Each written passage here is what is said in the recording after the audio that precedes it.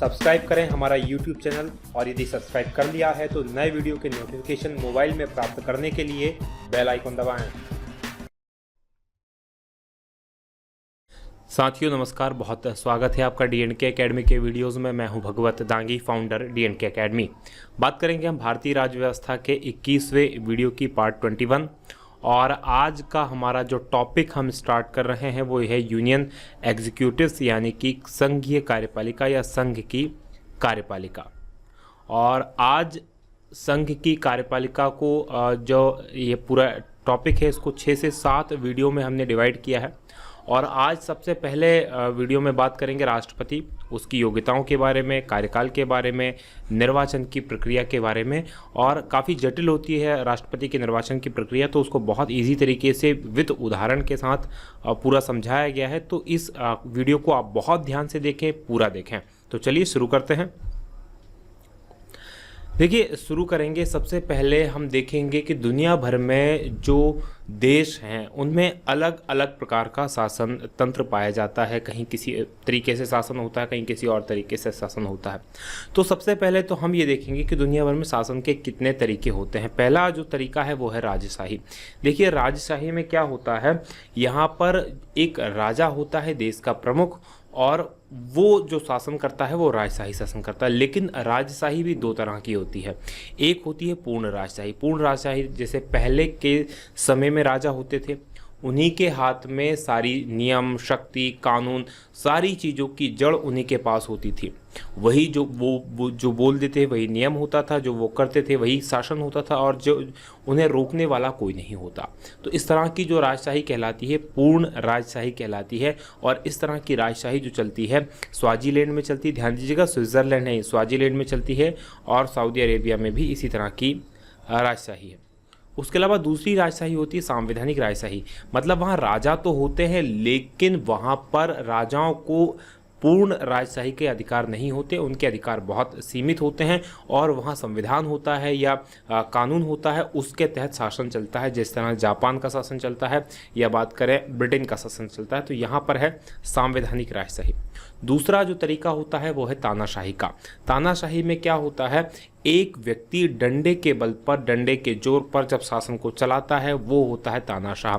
जैसे इसका बहुत सटीक उदाहरण है उत्तर कोरिया। उत्तर कोरिया का जो तानाशाह है किम जोंग उन जो है वो तानाशाह है, पूरे देश को डंडे के जोर पर ही वो चलाता है। तीसरा जो होता है सैन्य शासन होता है। सैन्य शासन में क्या होता है कि जो निर्वाचित सरकार होती है या सरकार होती है उसे सेना क्या करती है, उसको हटा देती है और उसके स्थान पर खुद को ले आती है। जैसे थोड़े दिन पहले तक जो म्यांमार था या वर्मा था, वहाँ पर सैन्य शासन चला था। उसके खिलाफ जो आन की सू है, उन्होंने लगभग 16-17 साल तक लड़ाई लड़ी, अब जाके वहाँ लोकतंत्र आया है। तो ये होता है एक सैन्य शासन। फिर एक जो होता है वो होता है लोकतंत्र या प्रजातंत्र होता है। ध्यान दीजिएगा, लोकतंत्र और प्रजातंत्र बहुत ही इम्पॉर्टेंट होता है। उससे लोकतंत्र प्रजातंत्र में क्या होता है कि जनता जो होती है वो शासन करती है अपने ऊपर, खुद के ऊपर जनता ही शासन करती है। जनता का जो शासन होता है वो लोकतंत्र होता है, उसी को प्रजातंत्र कहते हैं, डेमोक्रेसी कहते हैं। इसके भी 3 फॉर्मेट होते हैं लोकतंत्र के भी। पहला होता है सामूहिक कार्यपालिका, जैसे कि स्विट्जरलैंड में है। सामूहिक कार्यपालिका में क्या होता है, कुछ लोगों का एक समूह होता है, 5-7 लोगों का समूह होता है, और उन लोगों के पास ही सारी शक्तियाँ होती हैं। उन समूह में कोई बड़ा नहीं होता, सब इक्वल होते हैं और उन इक्वल लोगों के पास सारी कार्यपालिका की शक्ति होती है। तो ये सामूहिक कार्यपालिका होती है। दूसरी होती है संसदीय सरकार। संसदीय सरकार की व्यवस्था भारत के अंदर है।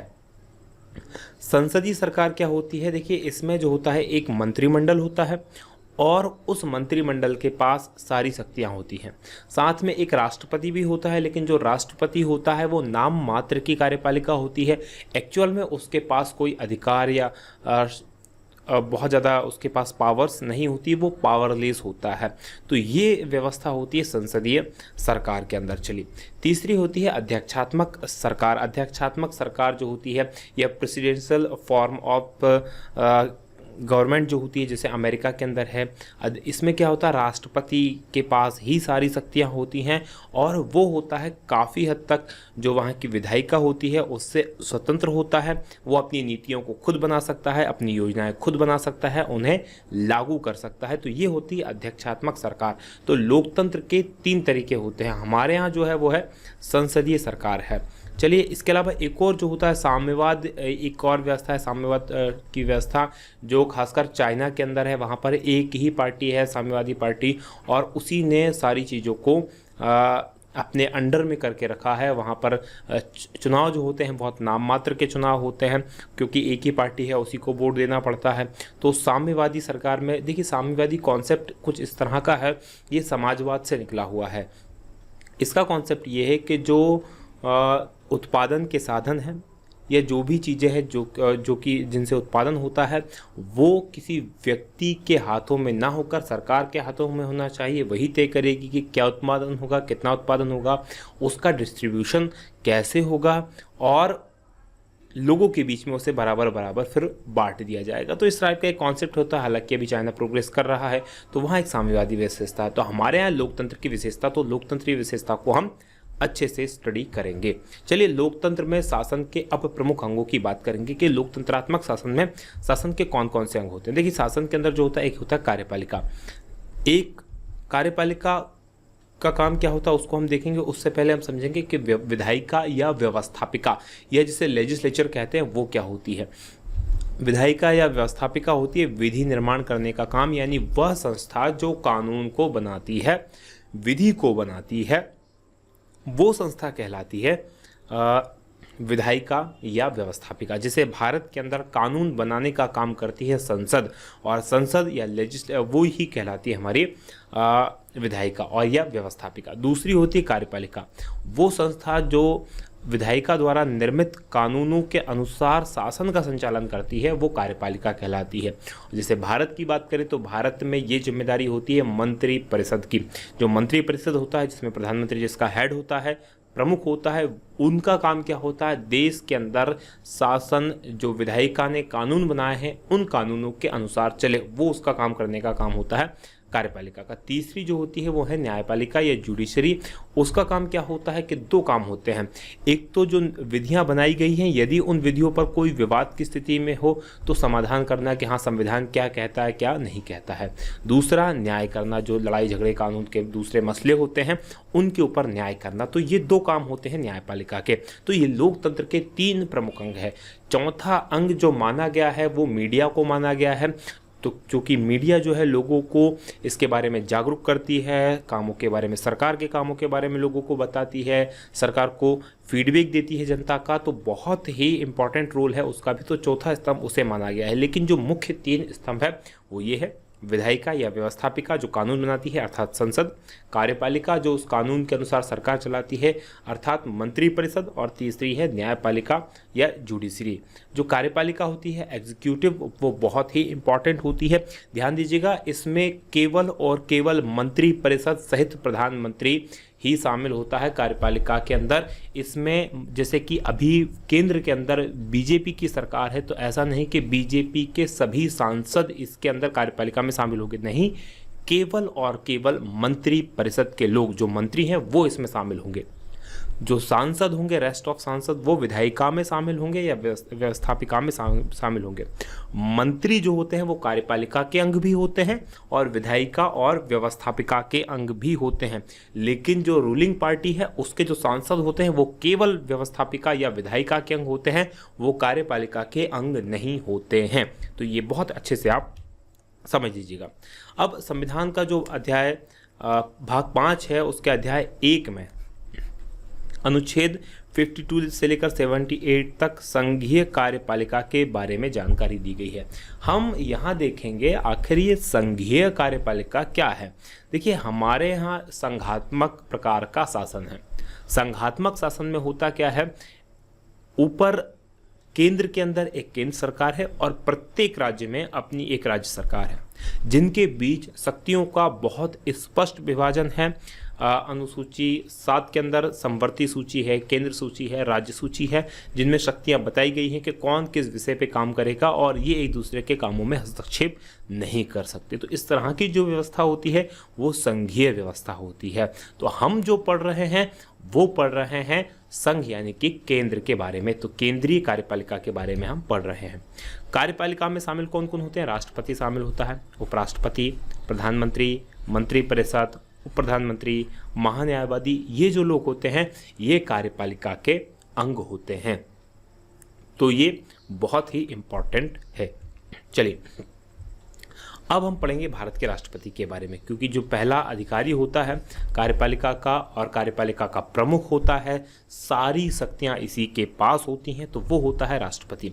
राष्ट्रपति की बात करें तो ये इम्पॉर्टेंट है। देखिए भारत के संविधान के अनुच्छेद 52 के अनुसार 52 जो अनुच्छेद है वो कहता है कि भारत में एक राष्ट्रपति होगा।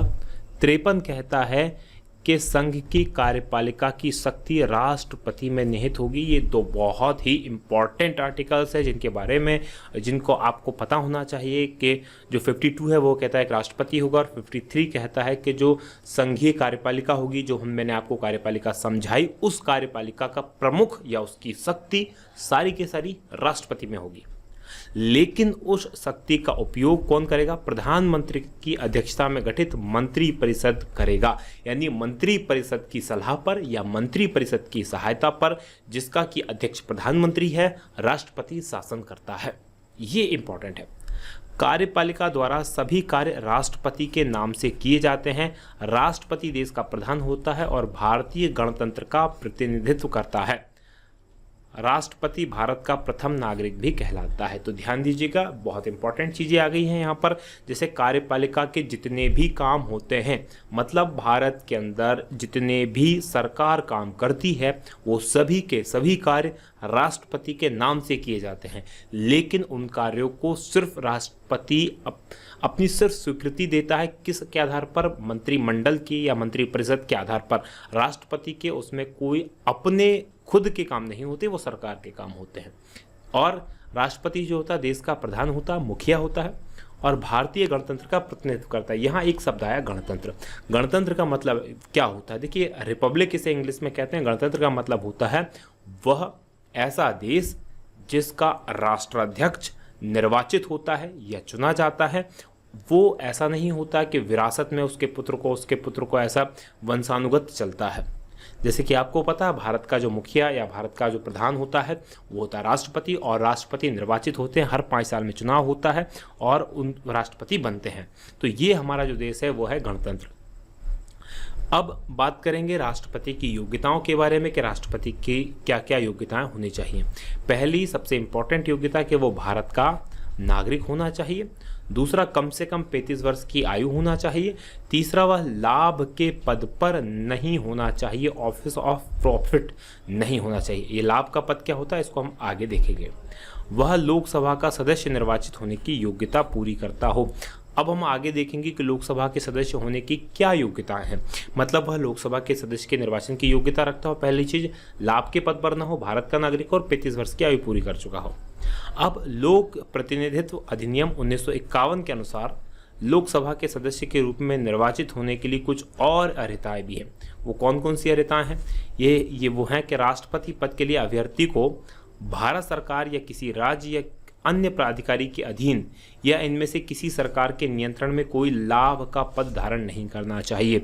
मतलब किसी गवर्नमेंट जॉब में नहीं होना चाहिए उसे। गवर्नमेंट जॉब जो है लाभ का पद माना जाता है कि उसे जो सरकार से पैसा मिलता है। संविधान के अंदर यह स्पष्ट किया गया है कि राष्ट्रपति या उपराष्ट्रपति या किसी राज्य के राज्यपाल या संघ या किसी राज्य के मंत्री लाभ का पद नहीं समझा जाएगा। यानी कि कोई राष्ट्रपति है, कोई उपराष्ट्रपति है, किसी राज्य का राज्यपाल है, केंद्र का मंत्री है या राज्य का कोई मंत्री है, वो लाभ का पद नहीं माना जाएगा। अब इसके अलावा जो विधायक होते हैं या सांसद होते हैं, वो विधायक या सांसद रहते हुए राष्ट्रपति के पद पर कोई व्यक्ति कार्य नहीं कर सकता है। ये ध्यान दीजिएगा, विधायक या सांसद रहते हुए कोई व्यक्ति राष्ट्रपति नहीं हो सकता है। राष्ट्रपति पद के लिए जो प्रस्ताव और अनुमोदन कम से कम 50-50 निर्वाचकों द्वारा प्रस्तावित और अनुमोदित होना चाहिए। यानी कि कोई किसी व्यक्ति को राष्ट्रपति बनना है और यदि वो राष्ट्रपति बनना चाहता है तो उसके निर्वाचक कौन होंगे, जो राष्ट्रपति के चुनाव में वोट डालेंगे। ऐसे व्यक्तियों को 50 निर्वाचक उसके प्रस्तावित करने चाहिए उसको, और 50 लोगों को उसे अनुमोदित करना चाहिए, यानी कि कुल 100 लोगों की उसे सहमति होनी चाहिए। 1998 से पूर्व ये जो संख्या थी वो 10-10 थी, लेकिन बाद में इसको बढ़ाकर 1998 के बाद 50-50 कर दिया गया। राष्ट्रपति पद के उम्मीदवार के लिए जो जमानत राशि है वो 15,000 रुपये है, यानी चुनाव लड़ते समय एक राशि जो है चुनाव आयोग के पास जमा करवानी पड़ती है, और वो जो कहलाती है जमानत राशि कहलाती है, जो है 15,000 रुपये। किसी उम्मीदवार द्वारा कुल वैध मतों का 1/6 भाग मत न प्राप्त करने पर उसकी जमानत की राशि जब्त कर ली जाती है।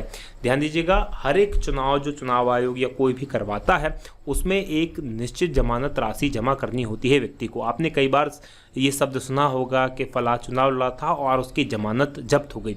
जमानत जब्त होने का मतलब ये है कि उस उम्मीदवार को कुल जितने वोट डले गए थे उन डाले गए वोट का 1/6 भाग प्राप्त नहीं हुआ है, उससे कम प्राप्त हुआ है। और जब ऐसा होता है कि उसे 1/6 भाग से कम मत प्राप्त होते हैं तो उसकी जमानत राशि वापस नहीं की जाती है, वो जब्त कर ली जाती है।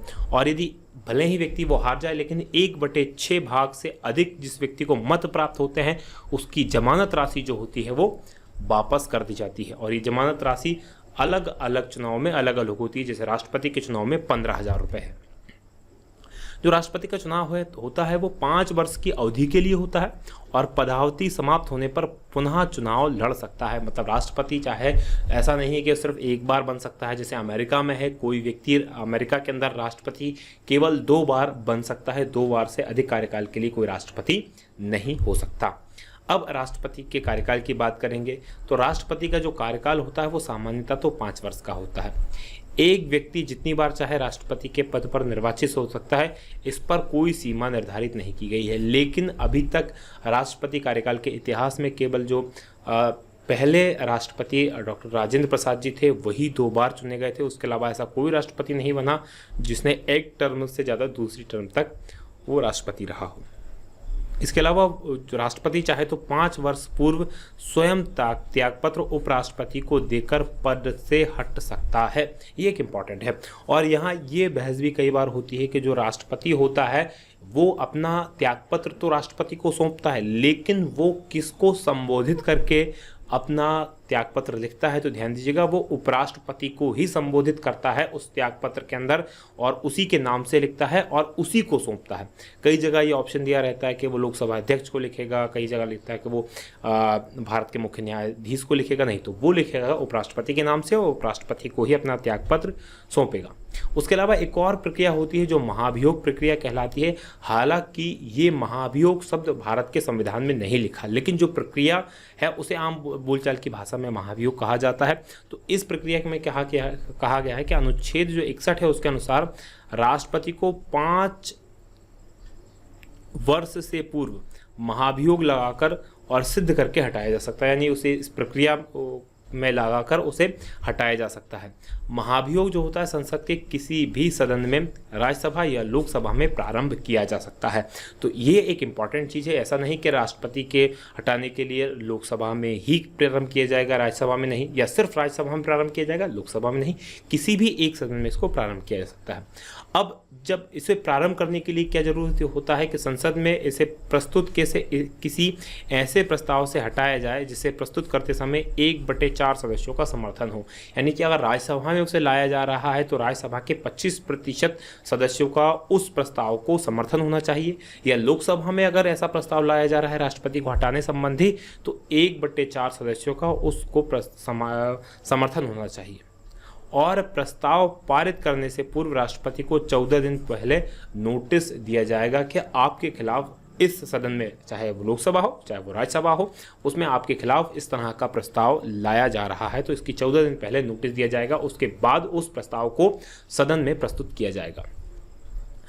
जब सदन प्रस्तुत किया जाएगा कोई प्रस्ताव, तो वो जो प्रस्ताव है वो सदन की कुल संख्या के 2/3 से अधिक बहुमत से पारित होना चाहिए। ध्यान दीजिएगा, कुल जनसंख्या, ना कि उपस्थित और मतदान करने वालों की संख्या। दो तरह की चीज़ें होती है, जिसे जैसे बात करें हमारे लोकसभा के अंदर तो 545 सदस्य संख्या है, तो 545 का 2/3 यहाँ पर बहुमत चाहिए, तब जाके वो 545 का 2/3 होगा, तब वो होगा। ऐसा नहीं होता, क्योंकि जो लोकसभा होती है उसकी कार्यवाही में हमेशा 545 लोग ही शामिल नहीं होते।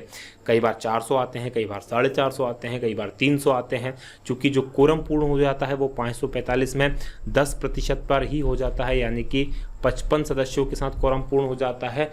लेकिन अगर राष्ट्रपति को हटाना है तो उसके प्रस्ताव को पास करने के लिए 545 का 2/3 लोगों के द्वारा उसको समर्थित होना चाहिए, तब जाके वो हटेगा।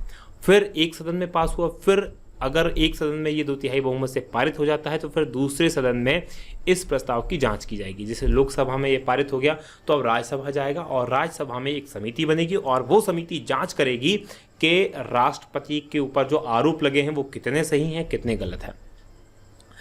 इस जांच के समय राष्ट्रपति चाहे तो अपना पक्ष खुद रख सकता है या अथवा वकील के माध्यम से अपना पक्ष रख सकता है, और यदि वो आरोप सही पाए जाते हैं और दूसरा सदन भी उसे 2/3 बहुमत से पारित कर देता है तो दूसरे सदन द्वारा पारित होने के दिन से राष्ट्रपति को पद से हटा हुआ माना जाएगा, यानी उसका पद समाप्त हो जाएगा, और ये पूरी प्रक्रिया कहलाती है महाभियोग।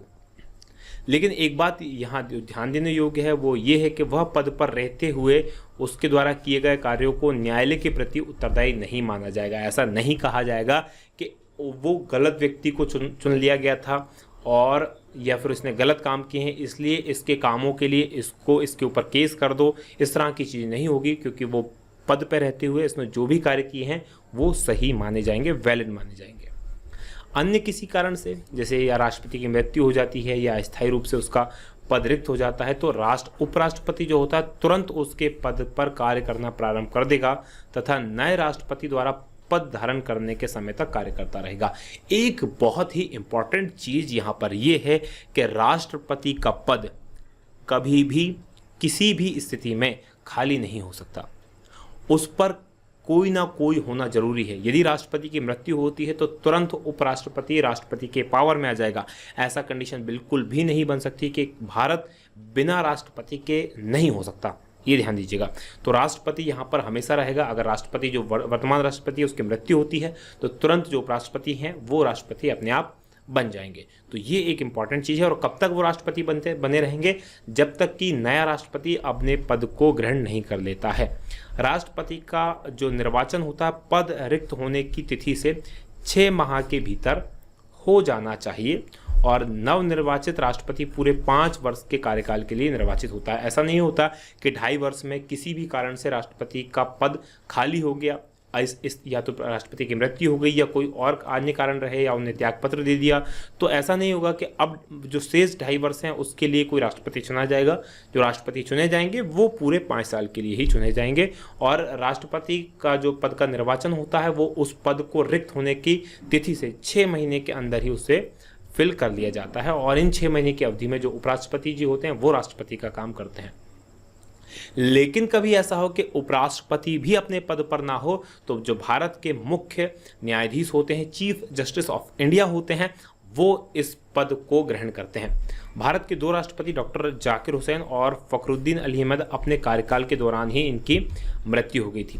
भारत के मुख्य न्यायाधीश मोहम्मद हिदायतुल्लाह के द्वारा कार्यकारी राष्ट्रपति के पद पर निर्वहन एक बार किया गया है। कंडीशन ऐसी बनी थी कि जो उस समय के उपराष्ट्रपति थे वो राष्ट्रपति के चुनाव के लिए उन्हें नाम निर्देशित किया था, तो उन्होंने अपना पद उपराष्ट्रपति का छोड़ दिया था, और ना राष्ट्रपति थे ना उपराष्ट्रपति थे। तो इस कंडीशन में ये हुआ कि जो न्यायाधीश थे मोहम्मद हिदायतुल्लाह साहब, ये भारत के कार्यकारी राष्ट्रपति बने, जो कि भारत के मुख्य न्यायाधीश थे। और अच्छी बात यह है कि जहां से मैं बिलोंग करता हूं, जिस स्कूल से मैंने पढ़ाई की है, सीहोर का क्रमांक 1 एक्सीलेंस स्कूल, वहीं से मोहम्मद हिदायतुल्लाह साहब ने भी पढ़ाई अपनी की है। तो ये एक उनके बारे में छोटी सी जानकारी थी। राष्ट्रपति या उपराष्ट्रपति के निर्वाचन में संबंधित संदेह और विवाद का जो निर्धारण है वो उच्चतम न्यायालय यानी कि सुप्रीम कोर्ट द्वारा किया जाएगा। यानी राष्ट्रपति और उपराष्ट्रपति के निर्वाचन में यानी चुनाव हुआ, उससे कोई विवाद हो गया या कोई प्रॉब्लम है तो उसका जो निर्धारण किया जाएगा उच्चतम न्यायालय उसको देखता है। अब हम समझेंगे राष्ट्रपति का निर्वाचन, और बहुत ही इम्पॉर्टेंट ये प्रक्रिया है, बहुत जटिल ये प्रक्रिया है, तो बहुत ध्यान से, बहुत अच्छे से इस पूरे सिस्टम को आप समझिएगा। चलिए देखिए, राष्ट्रपति के निर्वाचन की बात करें तो आनुपातिक प्रतिनिधित्व यानी कि प्रोपोर्शनल रिप्रेजेंटेशन सिस्टम के अनुसार एकल संक्रमणीय मत प्रणाली सिंगल ट्रांसफरेबल वोट सिस्टम के द्वारा गुप्त मतदान यानी सीक्रेट बैलेट द्वारा होता है। यहाँ 3 शब्द आपको मिले, पहला आनुपातिक प्रतिनिधित्व, दूसरा एकल संक्रमणीय मत प्रणाली और तीसरा गुप्त मतदान। हम तीनों को बारी बारी से समझते हैं आखिर होता क्या है ये। देखिए, आनुपातिक प्रतिनिधित्व क्या कहता है कि जो राष्ट्रपति का निर्वाचक मंडल होता है, यानी कि वोटर जो होते हैं राष्ट्रपति के चुनाव में, वो विधायक होते हैं और सांसद होते हैं। तो इन लोगों के, जैसे कि मध्य प्रदेश की बात करें तो मध्य प्रदेश के अंदर 230 विधायक हैं। उत्तर प्रदेश की बात करें तो उत्तर प्रदेश में 407 करीब विधायक हैं। ऐसे विभिन्न राज्यों में उनकी संख्या अलग अलग है। इसी तरह से विभिन्न राज्यों में लोकसभा के सदस्यों की संख्या भी अलग अलग है।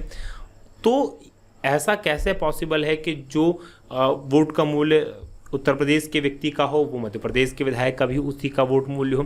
तो उन चीज़ों को समरूप करने के लिए, एक जैसा बनाने के लिए एक प्रक्रिया अपनाई जाती है। उस प्रक्रिया को हम आगे समझेंगे और वही प्रक्रिया कहलाती है आनुपातिक प्रतिनिधित्व। दूसरा जो इसमें शब्द आया है एकल संक्रमणीय मत प्रणाली, इसमें क्या होता है, जो वोट डाले जाते हैं वो संक्रमणीय होता है, यानी कि ट्रांसफरेबल होता है। वोट यदि किसी पहली प्राथमिकता में कोई एक व्यक्ति को बहुमत प्राप्त नहीं होता तो वो उसकी ट्रांसफर होकर दूसरे व्यक्ति को चला जाता है। उसको भी हम आगे विस्तार से समझेंगे कि आखिर ये वोट कैसे ट्रांसफर होता है। और गुप्त मतदान का मतलब जो होता है कि वोटिंग जो होती है वो सीक्रेट होती है, ऐसा ओपनली वोटिंग नहीं होती। एक बैलेट पेपर होता है, उसमें वोट डालना होता है, जैसे कि आप आम चुनाव में होता है जिसमें चारों तरफ से उसे बंद कर दिया जाता है और कोई नहीं देख सकता कि किसने किस व्यक्ति को कहाँ वोट दिया है। राष्ट्रपति का जो निर्वाचन होता है अप्रत्यक्ष रूप से एक निर्वाचक मंडल द्वारा होता है। देखिए, अप्रत्यक्ष रूप से क्यों कहा गया? अप्रत्यक्ष रूप से इसलिए कहा गया है कि राष्ट्रपति के निर्वाचन में जो जनता होती है वो सीधे रूप से भाग नहीं लेती है। वो जो निर्वाचक मंडल होता है उसमें कौन कौन होते हैं? राज्यसभा, लोकसभा और राज्यों की विधानसभाओं के निर्वाचित सदस्य। ध्यान दीजिएगा, निर्वाचित सदस्य, यानी कि राज्यसभा लोकसभा के जो निर्वाचित, क्योंकि 2 तरह के निर्वाचित मतलब जो चुनाव जीत कर आए हैं, 2 तरह के सदस्य होते हैं। एक वो जो निर्वाचित होते हैं, चुनाव जीत कर आते हैं, दूसरे वो होते हैं जो मनोनीत होते हैं। जैसे राज्यसभा के अंदर 12 सदस्यों को जो राष्ट्रपति जी होते हैं विभिन्न क्षेत्रों से जो आते हैं, सामाजिक, कला, संस्कृति के क्षेत्र से जो आते हैं उनको निर्वाचित करते हैं। उसी तरह से लोकसभा के अंदर 2 एंग्लो इंडियन को राष्ट्रपति मनोनीत करते हैं। उसी तरह से अलग अलग उसमें अलग अलग लोगों को मनोनीत किया जाता है। तो वो सदस्य राष्ट्रपति के चुनाव में भाग नहीं लेते हैं। और चूंकि ये सदस्य जनता द्वारा चुने होते हैं तो जनता के द्वारा चुने गए प्रतिनिधि राष्ट्रपति को चुनते हैं, इसलिए ऐसा माना जाता है कि जनता ने ही चुना है अप्रत्यक्ष रूप से। प्रत्यक्ष जनता ने वोट नहीं दिया, जनता के द्वारा चुने गए लोगों ने राष्ट्रपति को चुना, इसलिए अप्रत्यक्ष रूप से जनता द्वारा ही चुना गया राष्ट्रपति को माना जाता है। 70वां संविधान जो संशोधन हुआ था 1992 में, उसमें पौंडीचेरी और दिल्ली की विधानसभाओं के निर्वाचित प्रतिनिधियों को या सदस्यों को भी निर्वाचक मंडल में शामिल कर लिया गया है। यानी कि अब केवल राज्यों ही नहीं, जो 2 केंद्र शासित प्रदेश है पौंडीचेरी और दिल्ली, जहां पर विधानसभाएं हैं, उनके जो निर्वाचित सदस्य हैं वो भी राष्ट्रपति के चुनाव में भाग लेते हैं।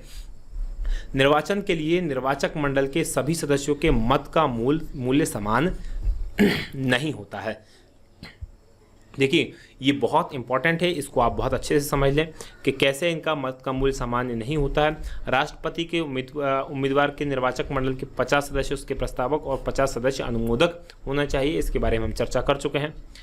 निर्वाचन के लिए प्रत्येक योग्य मतदाताओं के मत का मूल्य निकाला जाता है जो कि समान नहीं होता। क्यों समान नहीं होता? देखिए, मध्य प्रदेश की जनसंख्या अलग है, यहाँ पर जो नंबर ऑफ सीट्स हैं लोकसभा की या विधानसभा की वो अलग हैं।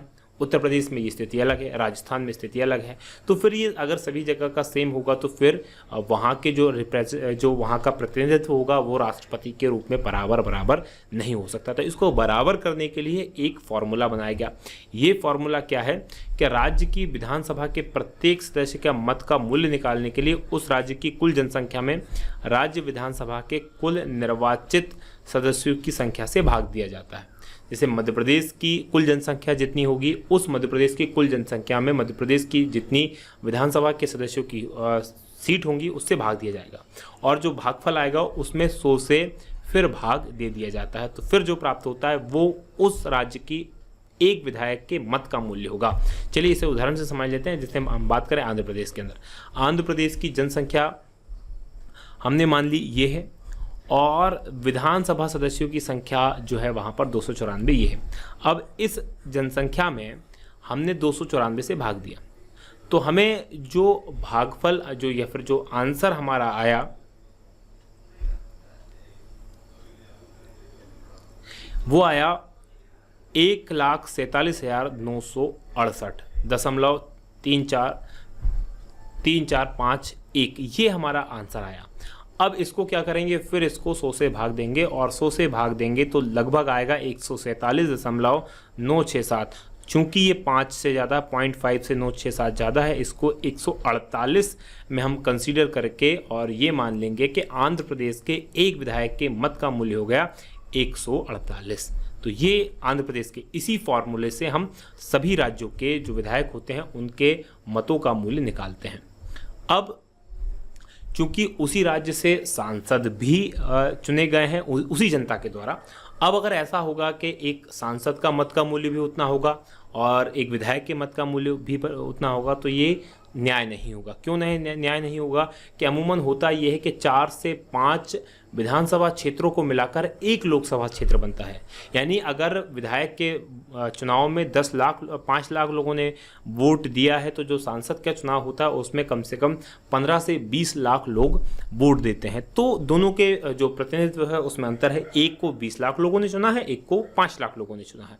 तो उन चीज़ों को बराबर करने के लिए क्या करेंगे कि संसद सदस्यों के मत का मूल्य निकालने के लिए क्या करेंगे, भारत के अंदर जितनी भी विधानसभाएं हैं उन विधानसभाओं के सभी सदस्यों का मत का मूल्य, जैसे हमने एक आंध्र प्रदेश के एक विधायक का मत का मूल्य निकाल दिया 148, अब उसमें गुणा कर देंगे 294 जो कि वहाँ की कुल सीटें हैं, तो जो आएगा इसी तरह से सभी राज्यों की हम जो विधानसभाओं के जो मत मूल्य है उसको निकाल लेंगे, और उसमें संसद के दोनों सदनों के निर्वाचित सदस्यों की संख्या यानी 545 लोकसभा में और 245 राज्यसभा में, इससे भाग दे देंगे। यानी कि टोटल जो आएगा उसमें इससे भाग देंगे, और उसके आधार पर जो आंसर प्राप्त होगा वो हमें एक सांसद के मत का मूल्य हमें उससे मिल जाएगा। अब मतदाता वरीयता के आधार पर मत देते हैं। अब वोटिंग कैसे होती है इसको हम समझेंगे। उससे पहले चुनाव में सफलता प्राप्त करने के लिए प्रत्येक उम्मीदवार को एक न्यूनतम कोटा प्राप्त करना होता है। जैसे अभी तक आपने जिन चुनाव को देखा उसमें क्या होता है कि 10 लोग ने चुनाव लड़ा और 1000 वोटर थे, तो हुआ क्या, जिस व्यक्ति को सर्वाधिक वोट मिले वो विजेता हो गया। अगर 5 लोग चुनाव लड़ रहे हैं और 1000 वोटर हैं तो सभी लोगों को मालूम पड़ा 200-200 वोट मिल गए, लेकिन एक व्यक्ति ऐसा था जिसको 201 वोट मिले और एक व्यक्ति ऐसा था जिसे 199 वोट मिले और बाकी 3 लोगों को 200-200 वोट मिले, तो टोटल वोट तो हो गए 1000, लेकिन जिसको 201 वोट मिले वो विजेता बन गया क्योंकि उसे सर्वाधिक वोट मिले। लेकिन अगर 1000 के परसेंटेज में देखा जाए तो मात्र 20% लोगों ने ही उसे वोट दिया। तो इसी विसंगति को दूर करने के लिए राष्ट्रपति के चुनाव में एक फॉर्मूला अपनाया जाता है। इसमें क्या कहा जाता है कि कुल जो वेद मत पड़े, जो टोटल वेद मत पड़ते हैं उसका आधे से अधिक, यानी कि कुल वेद मत पड़े उसका आधे से अधिक लोगों के द्वारा या 1% के द्वारा कुल मत जो पड़े divided by 2 plus 1% plus 1 vote, यानी कि कुल मत जो पड़े उनका आधा वोट प्लस 1 यानी 50% प्लस 1 वोट जिसको मिलेगा वो विजेता होगा। सिंपल सा कहना ये है। तो ये एक फॉर्मूला बनाया गया।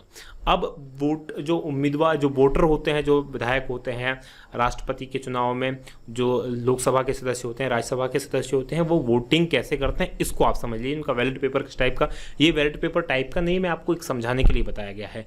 उनको मतदाता वरीयता के आधार पर अपना मत करना होता है, यानी उनका ये डिपेंड उन्हें जितने भी लोग चुनाव लड़ रहे होते हैं उन सभी को वोट देना होता है। जैसे फर्स्ट वोटर वोट डालने गया, उसके हिसाब से उसके जो वो ऐसा नहीं कर सकता कि सिर्फ बी को वोट दे के आ जाए क्योंकि बी उसका फेवरेट है, उसे सभी को वोट देना। तो वो क्या करेगा, वरीयता लिखेगा, यानी इसको चाहेगा कि बी सबसे पहले राष्ट्रपति बने, यानी पहली वरीयता बी को दे दी। उसके बाद दूसरे नंबर पर यह आए, तीसरे नंबर पर यह आए और चौथे नंबर पर सी आ जाए। उसी तरह से दूसरा वोटर आया, वो चाहेगा कि ए पहले नंबर पे आ जाए, बी तीसरे नंबर पे आ जाए, सी दूसरे नंबर पे हो और डी जो है चौथे नंबर पे हो। उसी तरह से थर्ड वोटर आया, वो चाहता है कि ए चौथे नंबर पे रहे, बी तीसरे नंबर पे रहे, सी दूसरे नंबर पे रहे और डी पहले नंबर पे रहे। यानी कि जितने भी लोग चुनाव लड़ते हैं उनको उसे वरीयता देना होती है कि वो किसको पहले चुनता है, दूसरे नंबर पे किसको चुनता है, तीसरे पे किसको चुनता है, चौथे पे किसको चुनता है। तो ये वोटिंग का सिस्टम होता है राष्ट्रपति के चुनाव में। अब काउंटिंग या मतगणना कैसे होती है इसको आप समझिए। अब जैसे कि मालूम पड़ा 4 हमारे उम्मीदवार थे, ए बी सी और डी, इन 4 लोगों ने चुनाव लड़ा और उस चुनाव के अंदर कुल जो मतदाताओं की संख्या थी वो समझ लीजिए हम 2500 मान लेते हैं। तो अगर 2500 मतदाताओं की संख्या है तो कम कितना न्यूनतम कोटा कितना प्राप्त करना होगा, 2500 में भाग दें आप 2 का, तो ये आ गया 1200, यानी 2500 का आधा होता 1200, माफ़ कीजिएगा 1250 प्लस 1 यानी कि 1251 वोट जिसे मिलेंगे वो विजेता होगा यहाँ पर। ये हमारे पास मिल गया। अब वोटरों ने वोट डाला, 2500 लोग वोट डाल के चले गए। एक उदाहरण के लिए समझा रहा हूँ मैं आपको। तो वोट डाल के चले गए तो मालूम पड़ा कि जिन्होंने पहली वरीयता प्रथम वरीयता ए को 950 लोगों ने चुना, कि 950 लोग कहते हैं साहब ए को सबसे पहले जीतना चाहिए या पहले वोट मिलना चाहिए। बी के बारे में 700 लोगों ने कहा, सी के बारे में 500 लोगों ने कहा और डी के बारे में 350 लोगों ने इनको पहली वरीयता दी। अब क्या होगा, क्या किसी को 1250 वोट मिले? देखेंगे किसी को भी नहीं मिले। अब किसी को भी 1250 वोट जब नहीं मिलते हैं तो क्या करते हैं कि जो सबसे कम वोट जिसे मिलते हैं, जैसे यहाँ पर डी को सबसे कम वोट मिले, वो मिले 350, उसके उन 350 बैलेट पेपर को यानी मत पत्रों को उठाकर देखेंगे और उन 350 बैलेट पेपर में जितने लोगों द्वितीय वरीयता जिस क्रम में जितने लोगों को दी गई हो उसको चेक करेंगे कि इन 350 में पहली वरीयता तो 350 ने डी को दी, तो दूसरी वरीयता इन 350 में कितने को दी? तो मालूम पड़ा 50 लोगों ने कहा कि साहब ए को दूसरी वरीयता हम देते हैं। उन 350 में से 100 लोगों ने कहा कि बी को हम दूसरी वरीयता देते हैं और उसमें से 200 लोगों ने कहा कि साहब हम सी को दूसरी वरीयता देते हैं। फिर इसको जोड़ा गया, जैसे इन दोनों को जोड़ने पर आया 1000, इनको जोड़ने पर आया 800, इनको जोड़ने पर आया 700। क्या अभी भी कोई व्यक्ति 1250 के आंकड़े को क्रॉस किया? नहीं किया। अब भी कोई चुनाव नहीं जीता। अब क्या करेंगे, उसी तरह से सी के जो सबसे कम होगा उसको बाहर कर देंगे। सबसे कम कौन है? सी। सी के मतपत्र कितने हो गए हैं? 700 मतपत्र हो गए हैं टोटल। तो इन 700 मतपत्रों को देखेंगे। इन 700 मतपत्रों में जितने लोगों ने तीसरी वरीयता जिसको दी होगी उसका चुनाव देखेंगे कि इन 700 जो मतपत्र हैं इनमें ए को 200 लोगों ने कहा कि साहब हम तीसरे नंबर पर चुनेंगे और बी को 500 लोगों ने कहा कि हम तीसरे नंबर पर चुनेंगे। अब देखते हैं, तो ए के हो गए 1200 और बी के हो गए 1300। कुल जो वोट हुए 800 और 500 1300 और 1000 और ये 1200। तो अब विजेता कौन बन गया? 1300 नंबर पे जो पहुंचा वो विजेता बन गया। हालांकि इसी तरह से कॉम्प्लिकेसी तब तक बढ़ती चली जाएगी जब तक कि कोई एक बंदा विजेता नहीं बन जाता है। और अभी तक सौभाग्य से केवल एक ही बार ऐसा हुआ है जब इस तरह की स्थिति पाई गई है। जब 5वें राष्ट्रपति फखरुद्दीन अहमद का चुनाव हुआ था उसमें एक ही बार ये दूसरी वरीयता के मतों को जोड़ा गया था। बाकी अधिकतर चुनाव में पहली वरीयता में ही जीत और हार का फैसला हो जाता है। 1969 में 5वें राष्ट्रपति फखरुद्दीन अहमद के लिए दूसरी वरीयता के मतों को गिनने की जरूरत पड़ी थी। लेकिन ये आपको पता होना चाहिए कि आखिर ये सब कैसे होता है। चलिए अब शपथ और प्रतिज्ञान की बात कर लेते हैं कि जिस दिन पूर्व राष्ट्रपति का कार्यकाल खत्म हो अथवा एक निश्चित तिथि पर चयनित उम्मीदवार राष्ट्रपति पद की शपथ ग्रहण करते हैं। यानी कि शपथ उसी दिन हो जाती है कि जिस दिन पहले राष्ट्रपति का कार्यकाल खत्म हो रहा है या फिर एक तिथि निश्चित कर ली जाती है। जो उम्मीदवार चयनित होता है वो चीफ जस्टिस ऑफ इंडिया की उपस्थिति में शपथ ग्रहण करता है, और यदि चीफ जस्टिस ऑफ इंडिया उपस्थित नहीं हो तो सुप्रीम कोर्ट के सबसे सीनियर न्यायाधीश की उपस्थिति में पद की शपथ ग्रहण करता है। और ये पद का जो शपथ ग्रहण का प्रारूप है अनुच्छेद 60 के अंदर दिया गया। ध्यान दीजिएगा, बाकी सभी जो प्राधिकारी हैं देश के, चाहे वो मंत्री हों, संसद सदस्य हों, उनकी जो शपथ का प्रारूप दिया गया है वो अलग जगह दिया गया है। केवल जो राष्ट्रपति हैं उनका जो शपथ का प्रारूप दिया गया है वो दिया गया है अनुच्छेद 60 के अंदर। तो ये एक बहुत ही इंपॉर्टेंट बात है। चलिए अब पारिश्रमिक यानी राष्ट्रपति को क्या मिलता है, तो राष्ट्रपति को जो है प्रतिमाह 1,50,000 रुपये मिलते हैं। साथ ही राष्ट्रपति को कई प्रकार के भत्ते मिलते हैं और रहने के लिए फ्री फर्निश्ड राष्ट्रपति भवन मिलता है। सेवानिवृत्त होने के बाद भी राष्ट्रपति को प्रति माह 75,000 रुपये यानी कि 50% पेंशन मिलती है। साथ में पर्सनल सेक्रेटरी नियुक्त करने हेतु भत्ता मिलता है, फ्री भवन मिलता है, स्वास्थ्य सुविधाएं भी मिलती हैं। तो ये सुविधाएं मिलती हैं। राष्ट्रपति निर्वाचन के बारे में विवाद अगर होता है तो अनुच्छेद 71 के अनुसार राष्ट्रपति या उपराष्ट्रपति के निर्वाचन से संबंधित सभी विवादों की जांच और विनिश्चय उच्चतम न्यायालय यानी सुप्रीम कोर्ट करता है कि ये वैलिड है या नहीं है। चलिए राष्ट्रपति के बारे में बात हम कर रहे थे। यदि उच्चतम न्यायालय राष्ट्रपति का निर्वाचन शून्य घोषित कर देता है तब भी राष्ट्रपति और उपराष्ट्रपति के पद और शक्तियों के प्रयोग कर्तव्यों के पालन में उच्चतम न्यायालय के निर्णय की तारीख को या उससे पहले राष्ट्रपति और उपराष्ट्रपति द्वारा किए गए कार्य अवैध नहीं होंगे।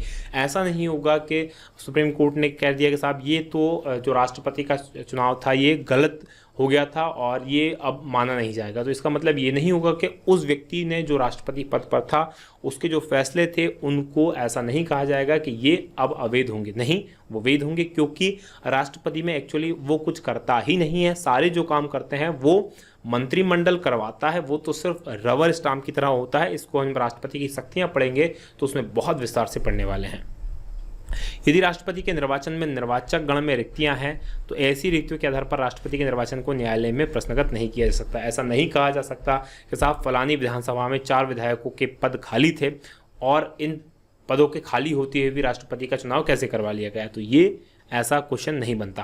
राष्ट्रपति के पद का निर्वाचन इस आधार पर रद्द नहीं किया जा सकता कि कुछ विधानसभाओं का विघटन हो गया था और उनके लिए निर्वाचन होना है। ऐसा नहीं कि साहब विधानसभा भंग हो गई कहीं की और वो पूरी की पूरी विधानसभा ही नहीं है और राष्ट्रपति चुन लिया, तो ये भी प्रश्न नहीं बनेगा। अनुच्छेद 62 यह निर्दिष्ट करता है कि रिक्ति को भरने के लिए निर्वाचन राष्ट्रपति की अवधि की समाप्ति से पूर्व ही हो जाना चाहिए। यानी कि अगर राष्ट्रपति का पद खाली है तो राष्ट्रपति जो राष्ट्रपति है उसकी जो लास्ट तारीख है जिसको वो खाली होगा उससे पहले ही निर्वाचन यानी चुनाव हो जाए। तो ये कहता है अनुच्छेद 62। आज का ये हमारा वीडियो यहीं समाप्त होता है। यदि आपको ये वीडियो पसंद आता है तो इसे आप लाइक ज़रूर करें, साथ में शेयर करके हमें ज़रूर बताएं कि आपको हमारा प्रयास कैसा लगा और कमेंट करना हमें ना भूलें। आप देख रहे थे DNK एकेडमी जो है नंबर 1 GK चैनल। आज की बात करेंगे हम यहीं समाप्त। बहुत बहुत धन्यवाद। जय हिंद, जय भारत।